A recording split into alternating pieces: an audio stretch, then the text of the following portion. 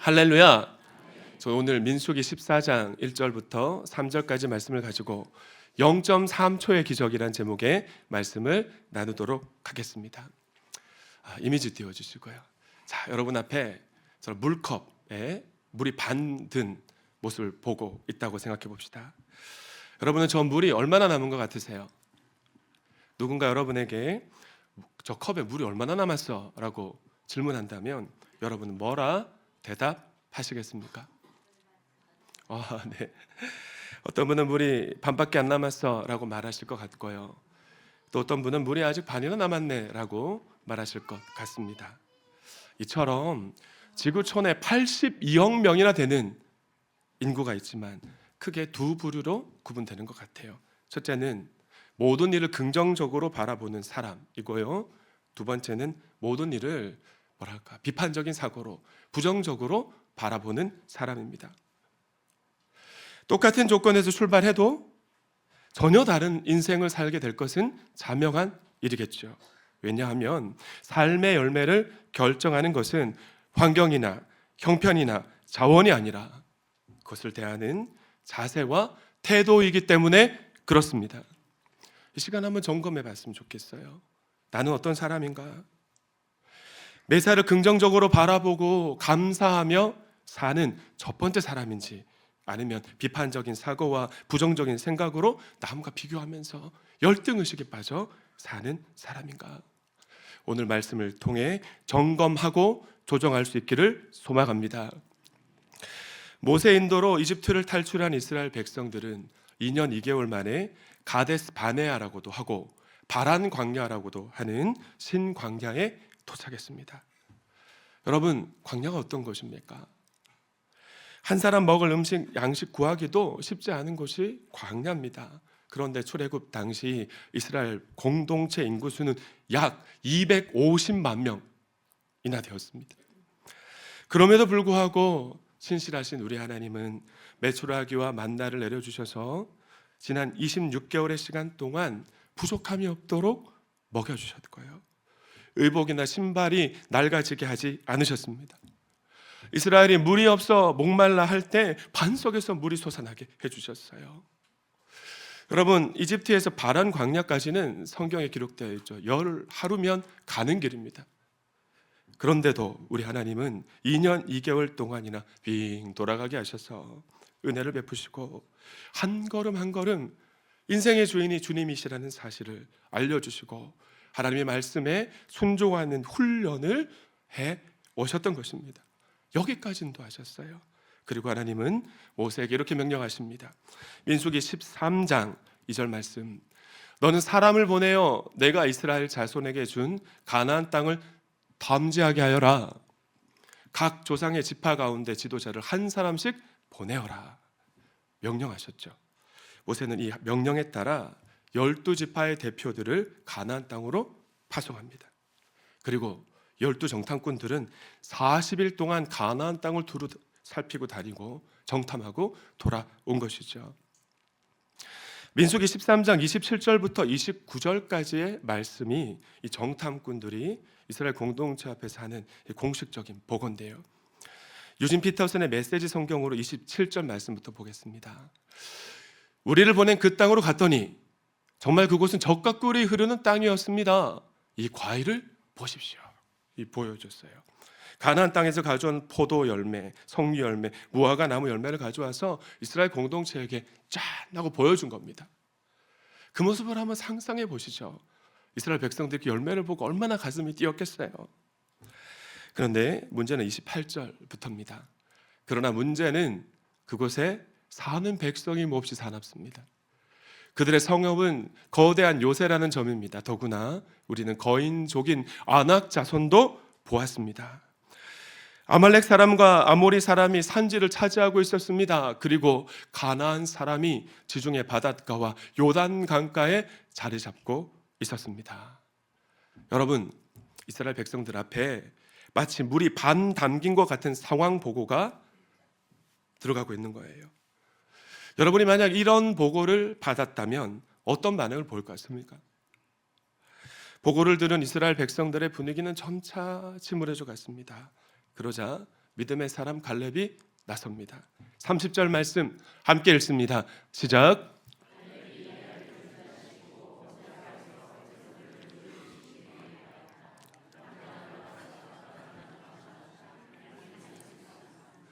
아닙니다. 물이 반이나 남았습니다. We can do it.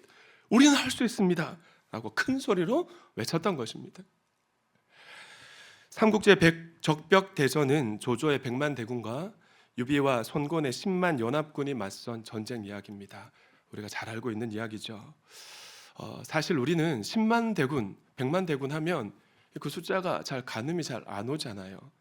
사실 그렇게 모인 숫자를 여러 가지 광화문 집회 같은 곳에 가서 보긴 하지만 100만 명 모였다 할 때 사실 가늠은 잘 안 오는 것 같습니다. 그러나 전쟁 전문가들은 병력이 2배 이상만 차이가 나도 결과는 볼 것도 없대요. 이미 승패가 결정되었다고 말하는데요. 제가 예배 시간에 한번 말씀드렸던 이야기입니다. 그러나 이 전쟁은 유비와 손곤의 10만 연합군이 승리를 거두게 됩니다. 그 이유가 뭘까요? 유비와 손곤의 10만 연합군에는 제갈령이라는 책사가 있었기 때문에 그렇습니다. 제갈령에겐 다른 사람이 보지 못하는 것을 볼 수 있는 눈이 있었는데요. 양자강에 낀 안개를 보는 눈, 하늘의 구름과 은하수를 보는 눈, 거북이를 보고 날씨를 예측할 수 있는 남다른 눈이 제갈량에게 있었던 것입니다. 그래서 유비와 손곤의 연합군 10만 연합군이 100만 다군 10배나 큰 군대에 승리할 수 있는 전술을 갖출 수 있었던 것이죠. 그런데 하나님의 사람에게도 세상 사람들이 볼 수 없는 믿음의 눈이 있는 줄 믿습니다. 저를 따라 하실까요? 문제보다 크신 하나님을 볼 수 있는 믿음의 눈이 열려야 한다. 아멘이시죠? 믿음은 바라는 것들의 확신이요 보지 않는 것들의 증거라는 말씀처럼 연합교회든 목장이든 과정이든 일터든 여러분의 학교든 하나님을 신뢰하는 믿음으로 믿음의 눈을 활짝 열고 아직 반이나 물이 남았다고 말할 수 있는 사람이 필요한 것입니다. 저는 여러분이 그 사람 될 수 있기를 축원합니다. 축원합니다.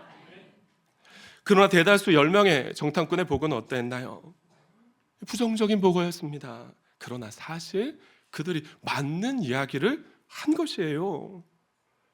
그들의 보고는 현실에 대한 정확한 팩트를 체크한 보고였는데 세번역 성경으로 31절 말씀부터 보겠습니다. 그러나 그와 함께 올라갔다 온 사람들은 말했다. 우리는 도저히 그 백성에게로 쳐 올라가지 못합니다. 왜냐하면 그 백성은 우리보다 더 강합니다. 사실 그랬었거든요. 여러분 당시 가나안은 철기 문명을 가지고 있었습니다. 그에 반해 이스라엘은 청동기 무기조차 온전히 갖추지 못했으니 10명의 정탐꾼이 바른 말을 했습니까? 틀린 말 한 것입니까? 바른 말 한 거죠. 그러나 하나님의 사람에게 하나님의 일하심을 고려하지 않은 팩트 체크는요 물이 반밖에 안 남았다라는 말과 같은 말이라는 것이에요. 여기서 그쳤으면 좀 그나마 괜찮아요. 근데 문제는 이후의 행동입니다. 32절 그러면서 그 탐지한 땅에 대해 나쁜 소문을 펴뜨렸다. 자, 그럼 나쁜 소문이란 무엇인가? 그들은 이스라엘 자손에게 그 땅에 대해 이렇게 말했다. 우리가 탐지하려고 두루 살펴본 그 땅은 그곳에 사는 사람들을 삼키는 땅입니다. 약평을 한 거예요. 또한 우리가 그 땅에서 본 백성은 귀가 장대 같은 사람들입니다. 33절 말씀은 함께 읽습니다. 시작.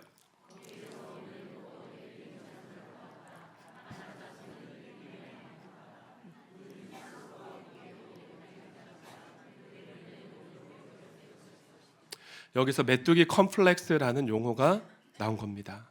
어떤 용어요? 우리 차세대 청소년 어떤 용어? 고개를 들라. 메뚜기 컴플렉스. 여러분 메뚜기 컴플렉스가 뭡니까? 먼저 컴플렉스라는 말은 자기가 다른 사람에 비해 떨어지거나 능력이 없다고 생각하는 만성적인 감정이나 의식을 일컫는 용어입니다. 이 메뚜기 컴플렉스를 가진 사람들은 특징이 있는데 몇 가지. 첫째, 왜곡된 자아상 갖고 있습니다. 자신을 메뚜기처럼 작게 생각하는 거예요. 너무 초라하게 바라보는 겁니다. 둘째, 그러니까 열등의식에 빠져서 늘 부정적인 말을 달고 사는 거예요. 나는 안 돼. 내가 하는 일이 그렇지. 할 수 없어. 세 번째, 그러니까 삶의 초점을 하나님에게 맞추지 못하고 세속적인 삶을 살아갈 수밖에 없는 겁니다. 사람 찾아다니면서 방법을 찾고.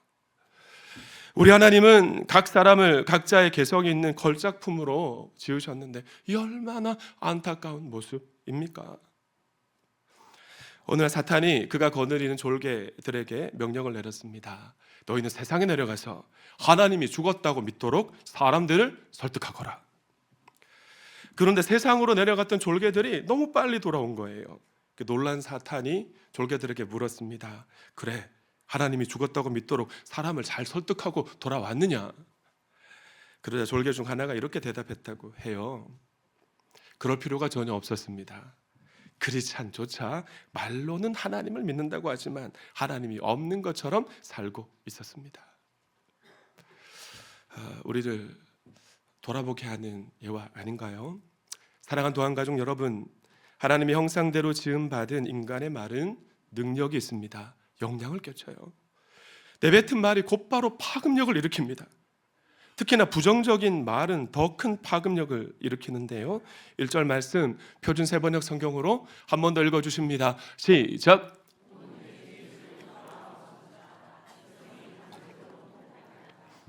여러분, 부정적인 보고를 듣기 전까지 이스라엘 공동체의 분위기는 분홍빛이었습니다. 야, 우리 이제 약속의 땅에 들어간다. 적과 꿀이 흐르는 가나안 땅이 우리의 차지다.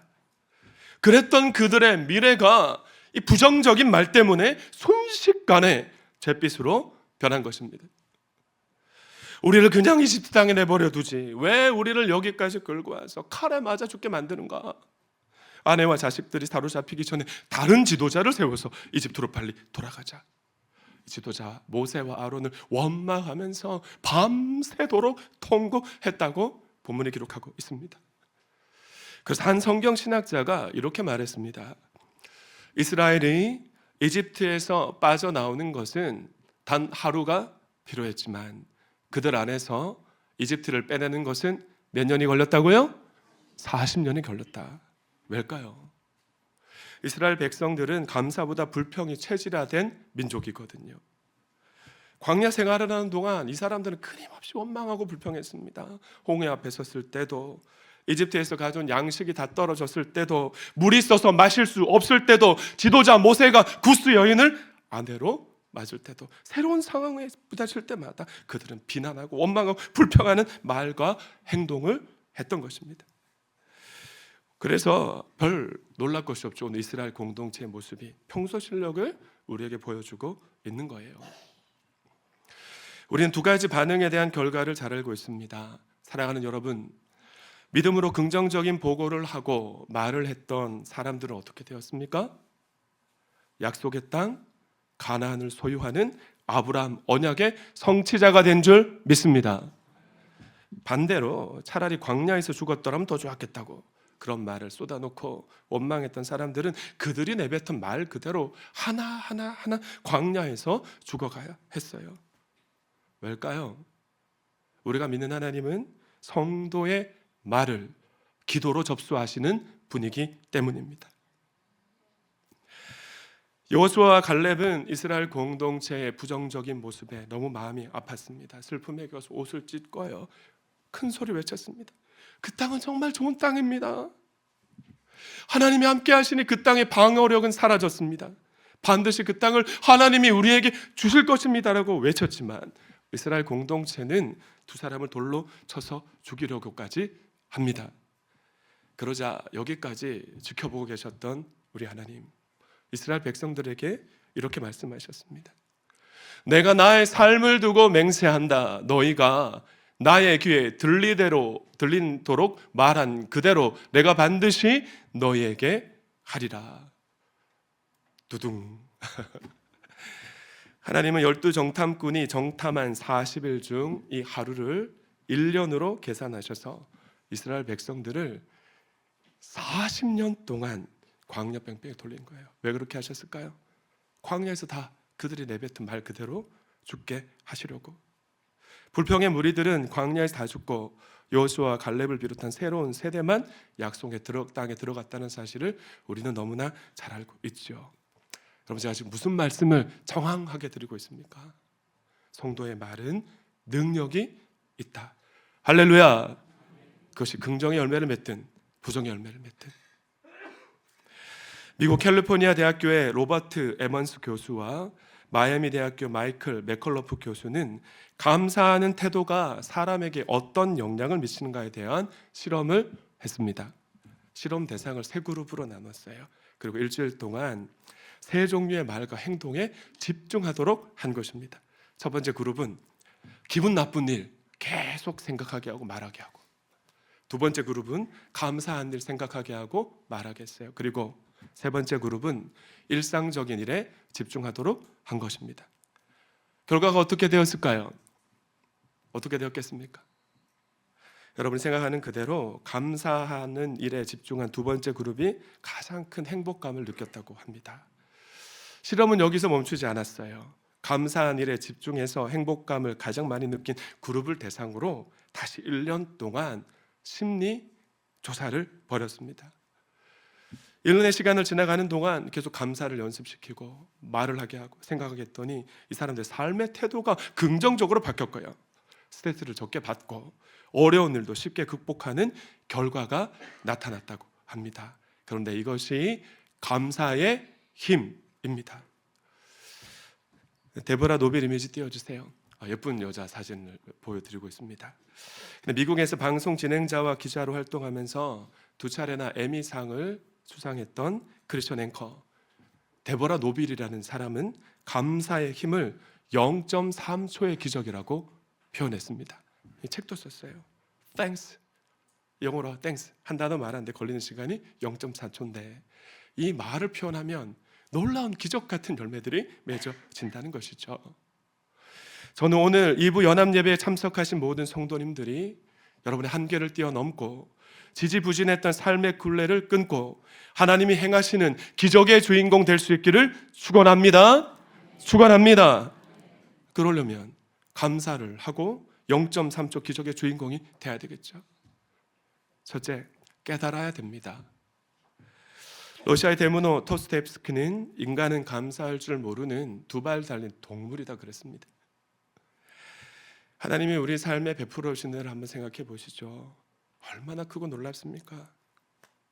나 같은 사람을 자녀 삼아 주시고 값없이 베풀어 주신 구원, 소망 없던 내 삶에 한 치 앞도 알 수 없을 것만 같던 내 인생에 베풀어 주신 놀라운 복들, 그리고 순간순간마다 함께 해주셨던 동행, 감사할 것들이 얼마나 많습니까?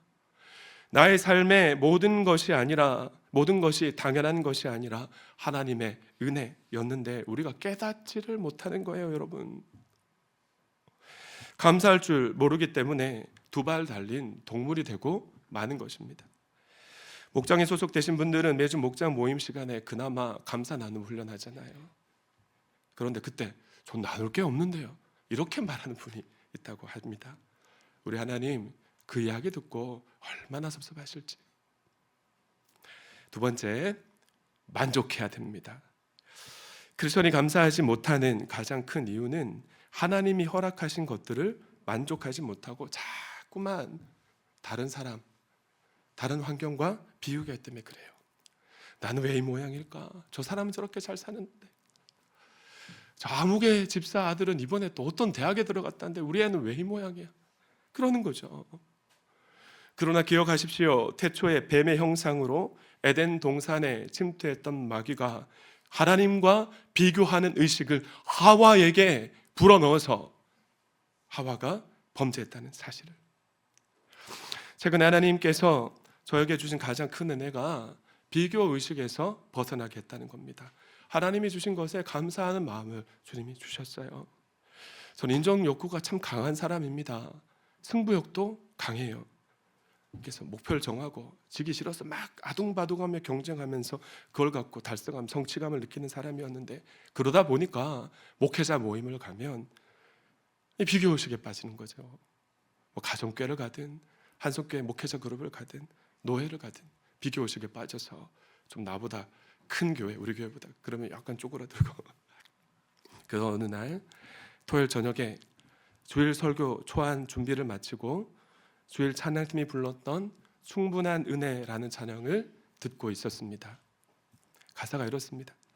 충분한 은혜 연약한 모습도 자랑이 되게 하시는 그리스도의 능력 놀라운 은혜 그 크신 사랑이 죄로 죽은 우리 모습 다시 일으켜 주시네.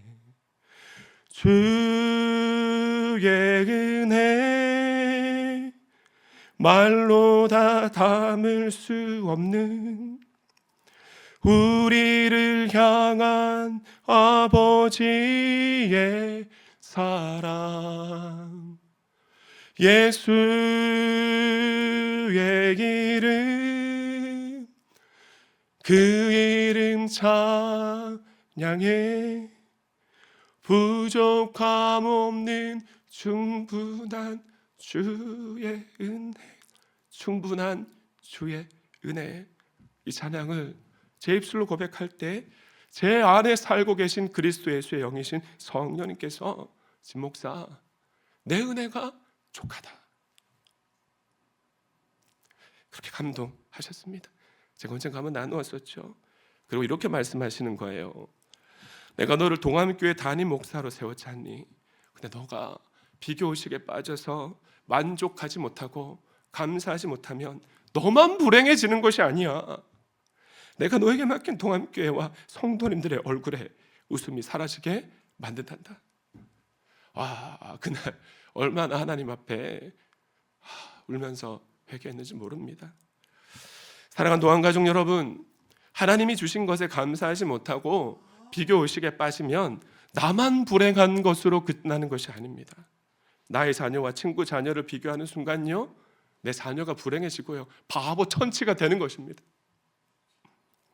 나의 남편과 누군가의 남편을 비교할 때 내 남편의 어깨가 쪼그라들고 초라해지는 거예요. 아내도 마찬가지고. 사랑하는 동안가족 여러분, 하나님께서 가장 좋은 것을 여러분에게 주셨습니다. 아멘이시죠? 앞으로 더 좋은 것을 주실 것입니다. 할렐루야. 만족해야 합니다. 끝으로 세 번째, 훈련해야 됩니다. 감사가 잘 안 되는 또 하나의 이유가 뭘까요? 훈련이 안 된 거예요. 늘 비교하고 비판하고 불평하고 원망하는 가정 환경에서 자라서 김창옥 교수님 표현처럼 그것이 내 체질, 모국어가 되었는데 어느 날 갑자기 예수 믿었다고 감사가 쏟아져 나오겠습니까?